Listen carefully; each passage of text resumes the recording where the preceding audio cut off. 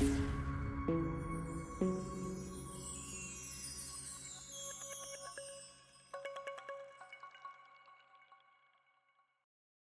chess friends and welcome to your chess channel and welcome back to our Queen's Gambit Declined series. So in this series we're following this very nice opening from White's and from Black's perspective, and today we're continuing with our Queen's Gambit Declined studies and the so-called Vienna Variation. The Vienna Variation we have explained so far with the most important strategical concepts and the most important tactical ideas of this opening, and today we're starting a new line in which Black is playing, I think, the Vienna Variation in a solid way. You have some problems, positional problems that you have to solve, so that's why in this video I wanted to show you the most important strategical, again, ideas, but also the most important ideas how to play the game defensively, because in this line that you probably play many times from Black's perspective, I think White has normal ideas to destroy you. Will try to again build sort of an attacking formation, and if you don't know what you're doing, you could get smashed very easily. So let's check out now what is the new line and what's the difference between this line and also the lines that we have analyzed before. So here I've prepared really a beautiful game played by Vladimir Kramnik with the black pieces against Magnus Carlsen. And I think here Vladimir Kramnik applied really the most important ideas of this particular line. Even Magnus Carlsen, the world champion, couldn't handle this beautiful play by Kramnik. I think here you can use really this game as your cornerstone, as your starting game that you are analyzing if you want, of course, to play the Vienna Variation of the Queen's Gambit Declined, because in my opinion here Vladimir Kramnik plays almost a perfect game. So here d4 played by Magnus. We have knight to f6 by Kramnik. We have c4, e6, and after move knight to f3 we have the anti-Nimzo or counter Nimzo Indian setup. So White doesn't want to play the move knight to c3 because probably Black is going into the Nimzo with the move bishop to b4. Of course, White will not lose the game immediately because he allowed the spin, but many times here the anti-Nimzo now these days is played, is not allowing this simple pinning idea. So after move knight to f3, here we have the move d5, and the Vienna Variation is played many times out of the anti-Nimzo Indian setup. So after move d5, Magnus pulled off the move knight to c3, which becomes now the 3 knights variation of the Queen's Gambit Declined. Okay, here we have to play now the Vienna Variation move. It is d takes c4. Now again, White has several choices. In my previous analysis we have covered already the move e3, so if you want to know what's going on after e3, check out also our previous analysis. In that video I've explained the most important strategical and tactical ideas. Now Magnus plays the most aggressive line, which is also my recommendation to play the game with the move e4. Nothing wrong with this move. White is playing a solid game and hopes now to get a very powerful central control supported with this knight and also a beautiful bishop activity, because if you take bishop to c4, you see the bishop comes really on an aggressive square, and also this bishop on g5 could be very active here on g5, so it's a then of course a beautiful setup. What you should not do, of course, from Black's perspective is to play a passive move bishop to e7. Again, I'm repeating, I've talked about this ideas many times. Bishop to e7 is simply too passive. You will get smashed immediately, I think, if you allow this move, because then after bishop to c4, kingside castling, bishop to e3, bishop to f4, maybe bishop to g5, White is building, I think, such a dominant position all over the board. So that's why you have to be active now. You have to play, instead of the move bishop to e7, the move bishop to b4. Bishop to b4 leads now into a very complicated line. What you could face, of course, is the move queen to a4. This will meet also in our analysis in the future, but now let's see this particular continuation. If White takes now the move bishop to the pawn with the move bishop takes c4. So now we should simply take knight takes e4, and now White many times simply castles here on the king side. Allows this gambit line sort of, where White is giving up one pawn but hopes to get again huge piece activity. In my previous video of this series we have analyzed this line, knight takes c3, and after b takes c3, Black got a little bit greedy and took the pawn. That was our previous analysis, so please check out also our previous video if you want to get a better understanding what's going on now here in this sideline.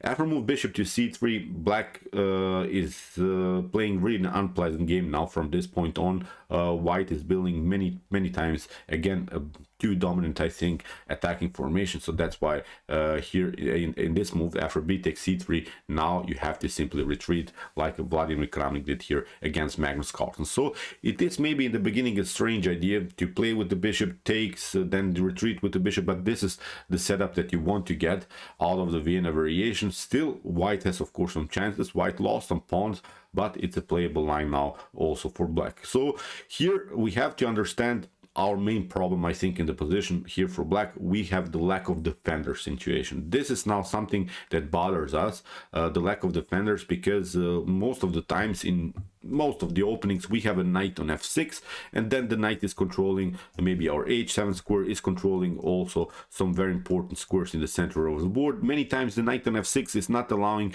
the queen, white queen, to get into the game. Many times white is searching for new squares, but at least the knight on f6 is covering the g4 square, the h5 square.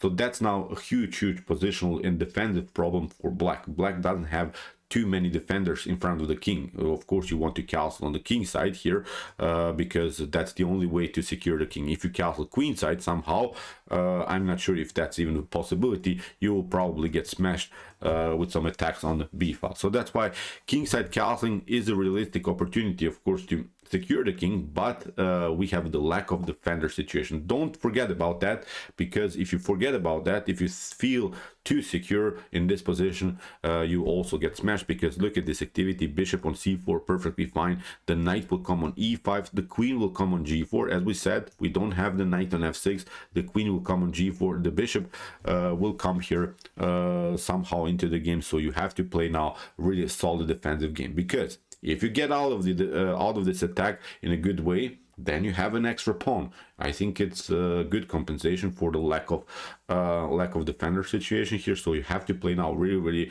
a firm and solid game. So after move bishop to e7, most of the times white is playing this line, knight to e5, and here we have castling by Vladimir Kramnik, and now queen to g4. You see, the game is becoming more and more very dynamic. We have to now know what's going on the board, because if we don't play maybe one accurate move, we'll get smashed immediately. So now if we move queen to g4 comes the critical moment of this opening line. So we could make now really several mistakes. Many times I've seen this mistake, knight from b to d7.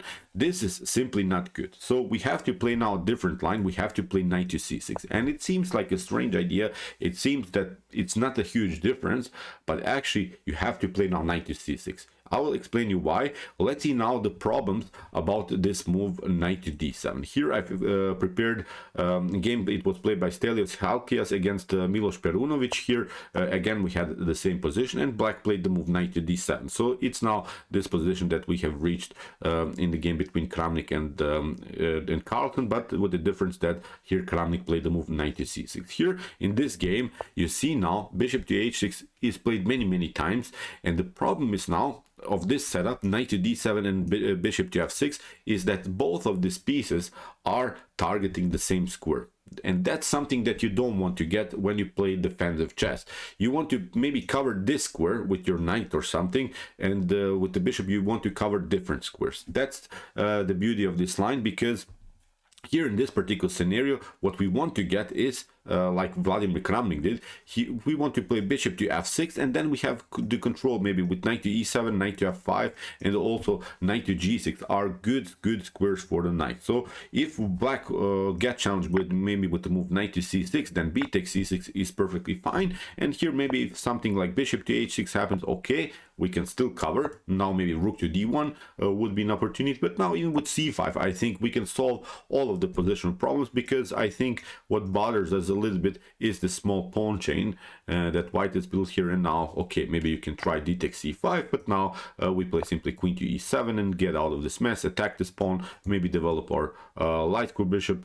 Here we can play also rook to b8. When we watch now this pawn structure, I think this is a beautiful game for black, because although white is here a 3 versus 2 situation, but actually it's a 2 versus 2 situation, because these pawns are doubled, and it doesn't matter how many pawns white is here on the c file. This is simply sort of a 2 versus 2. But when it comes to the king side, we have here a pawn majority. So if this game now reaches an end game, this is simply winning for black, because we have sort of an extra pawn situation. We have really an extra pawn, although the material is equal, but as I said, these double pawns are not good here for white. So that's why with the move knight to c6, you should not be bothered about this idea knight takes c6. Then knight b takes c6 and c5 solves simply your positional problems. But in this game, you see here Miloš Perunović played here the move knight to d7, and it seems, as I said, like the position is the same, but the problem about this line is that you will not probably take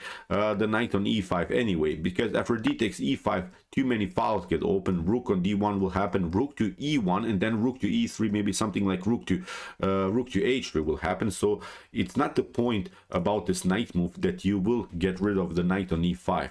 This is not the point. The point is that you have to search for new squares. So that's why knight to c6 with knight to e7 and knight to f5 or knight to g6 is a route to get your knight into the defense. That's the only way. You don't have now good squares, because you have to play now bishop to f6 in order to protect yourself. But now look at this. The knight doesn't have squares. The knight cannot take the for instance, after rook from a to d1, you cannot of course take, because d takes e5 will happen, your bishop is hanging and the queen is hanging. So here in this particular scenario, white gets really nice attacking formation, and you don't know where to go with your knight. So this is the bad line, I think, that many times black is playing, because now in this particular game here, you see we black tried queen to e7, we had rook to e1, so white is playing now really a dominant game. We have king to h8, you have to get out of this g file attack, and now after bishop to c1, okay, look at this, white is retreating, has now also maybe the flexibility to include the bishop in this game,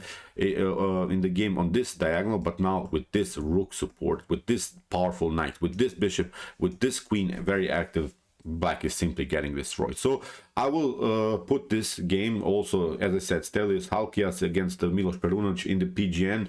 Will be in the description below, so you can maybe analyze the whole game. That's not the point. I just wanted to point you out that the problem about the move knight to d7 is that the knight on d7 is targeting the same square like the bishop, and that's not good. Here in this particular game, you see with the move knight to c6, and here still Magnus Carlsen pull off this move bishop to h6. We play bishop to f6 like Kramnik did. We have rook to d1, again this d file attack. As we said, we don't want to take out the knight, because after d takes e5, white gets too much space here, and also the d file gets opened with the tempo, the bishop is hanging, so this is not an option. So we have now knight to e7. You see now how better this particular line is. White had his chances to take out the knight on c6, didn't do that, and now with knight to f5 or maybe knight to g6, we're controlling now two squares, and we can also play knight to g6, and suddenly the g file attack is not working anymore. Don't forget about something very important: we're up a pawn. So every simplification here works simply in black's favor. So when we maybe simplify the game by trading off more and more pieces, this is perfectly fine. We're going into a favorable endgame. So that's why you see I like simply more this move knight to c6, knight to e7, and where we can get the new defender into the game, because as I mentioned in the beginning, the most important problem here is the lack of defender situation from the king. So let's see now how the legendary Vlad continued here. We had bishop to c1, we have c5 breaking. It's not the problem here to even, if for instance white takes the pawn, then still queen to okay, here in this particular scenario the knight is hanging. But here let's see this continuation: bishop to a3, we had queen to c7, we have queen to h5, of course, protecting the knight. But now with bishop to e5, we have d takes e5, we have reached now the same position in which, okay, again white is here this dominant pawn on the e file, but now with the move b6 and bishop to b7, at least we can develop new pieces. And believe me or not, although white is here a bishop pair, white is some kind of an activity, here the evaluation is +1 for black. So I think that Vladimir Kramnik really played here an outstanding defensive game, and still you see this knight on e7 is controlling, because here Magnus tried bishop to d3, but now with knight to g6 everything is perfectly fine. Bishop to b7 will happen, and now we can compete on the d file and still use, of course, here this 3 versus 2 pawn majority. Again, I'm pointing out, if the game reaches maybe in a fast way an endgame, this is simply winning for black. So here the continuation, bishop to c1 played by Magnus. We have bishop to b7, bishop to g5, h6. We have now knight takes e5, and basically from this point on, it's even the worst position now for Magnus. Here rook to e1. We have f6. We have f4. Now knight takes d3, rook takes d3, and here rook to d8. Here I want to stop. Also, this game will be in the description below, the whole PGN. You can also check it out. That's not the point. I think from this point on, really, black has a solid game. Vladimir Kramnik won the game eventually, and Magnus didn't find really good counterplays here. So, as I said, let's go back. The critical moment of this particular line is the move knight to c6. Many of us are playing the move knight to d7.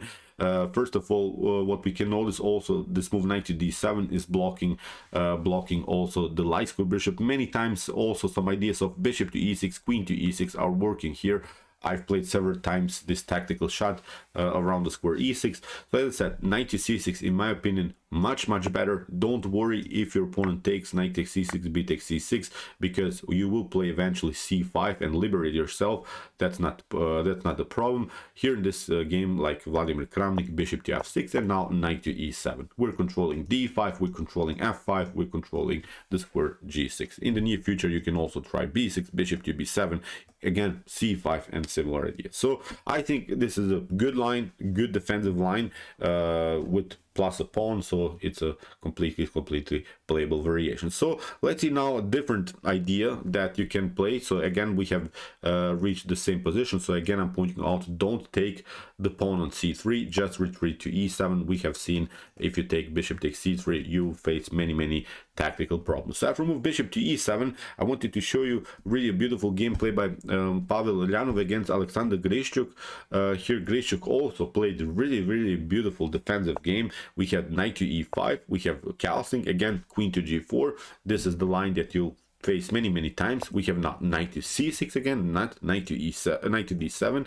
We have bishop to h6, we have bishop to f6, and here in this particular continuation, Ulyanov tried the aggressive f4 move. And okay, here it seems like a wild idea. It is a decent idea, I think. f4, you see f5, the bishop gets active, the queen is active, but now here Alexander Grishchuk pull off a very beautiful defensive move, king to h8, getting out of the range, and this line forces now further trades of bishops. We have bishop to g5, knight takes e5, we have d takes e5, but now for bishop to g5, of course, what white doesn't want to play is queen to g5, because then the position gets too simplified. After queen to g5, the queens are off the board, and this should be, of course, a completely winning endgame here for black, especially because of this 3 versus 2 situation on the queen side. So here, after move bishop to g5, we have f takes g5, but now bishop to d7 here played by Alexander Grishchuk. He didn't want to, of course, to play something like b6. Maybe it would weaken a little bit too much the light square. He played now a normal developing move, bishop to d7, with the idea to play bishop to c6, and now the bishop becomes really a good piece. So here we had a rook to d1, we have queen to e7, and now after rook to d4, now a beautiful move here by Alexander Grishchuk, queen to c5.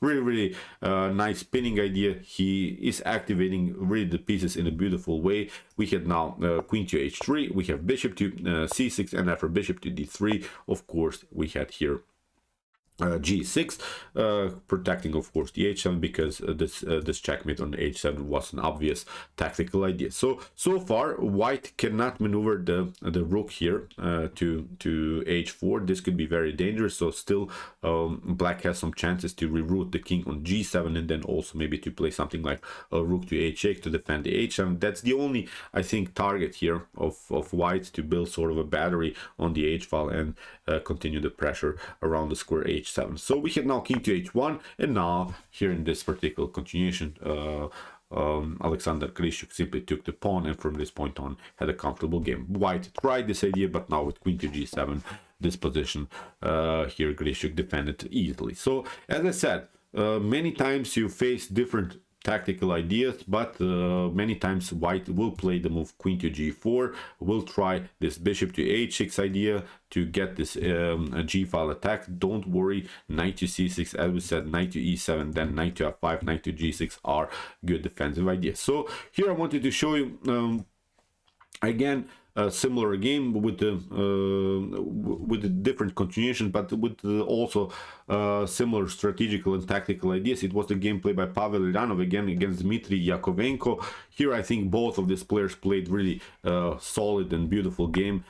Here after knight to e4, castling, knight to c3, b takes c3. Here we have bishop to e7, knight to e5, castling. Again, this particular line. Don't forget about this line, because as I said, you face this line millions and millions of times. So here after move queen to g4, knight to c6, bishop to h6, bishop to f6. So this is the setup that you'll get many times. So rook to d1, of course, with the same idea, knight to e5, then of course the d file gets opened and you lose the bishop. So you should not take out the knight here. So we have knight to e7, beautiful defensive move. We have a rook to e1, and now knight to g6. We had now bishop to c1, and now c5. Again, this beautiful idea to just split the small pawn chain. Here in the continuation we had queen to h5, we have bishop to e5, and now after d takes e5 we had now this good defensive idea, queen to h4, and after queen to h4, knight to h4. Okay, white has still here the bishop pair, but black simplified the game really in a beautiful way,